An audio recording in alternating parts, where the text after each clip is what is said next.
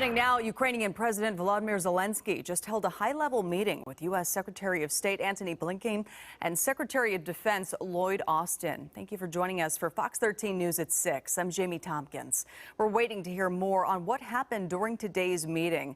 Today marks exactly 2 months since Russia invaded Ukraine. And tonight, one aid worker is back in Snohomish after traveling to Ukraine not once, but twice. And now he's gearing up for a third trip. Fox 13's Jennifer Dowling spoke with him and has more on his mission to help those in the war-torn country. Jennifer?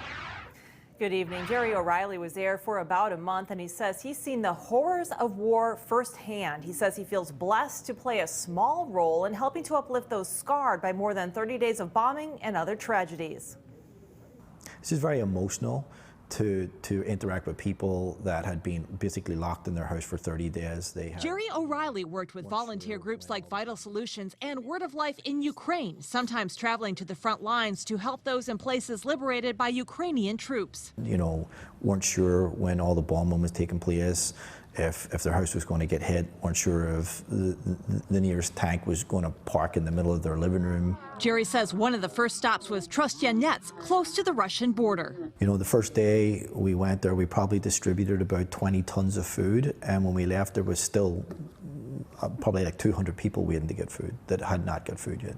His group returned with more and tried to comfort the survivors. And they're telling you about, you know, rapes and kidnappings and murders and basically, you know, begging you if you can help find their loved ones. He says they also gave toys and chocolate to the children when possible. A young boy who received a teddy bear especially stuck in his mind. And he just took it and he hugged it into himself.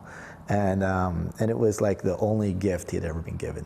Jerry says pets and livestock also needed food and attention, and dangers like landmines remained. And when you're literally driving down the road and you can see hundreds of mines sitting on the sides of the road, you know, it's how many mines are you not seeing? He says in one instance he was called to help a woman injured by a blast from a mine or a booby trap hidden in the woods. And I could see the whole left side of her body had been hit in the explosion. He applied a tourniquet on her leg to stop the bleeding. It just felt like that I had a purpose to be there in that moment. A man who was also hit passed away after Jerry said he carried him to the road.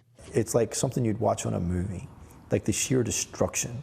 And like for those people to have lived through that. He plans to travel back in the coming week. And Jerry says he's collecting funds to travel back through Ukraine through his church, the Cedar Park Christian Church in Bothell. Back to you.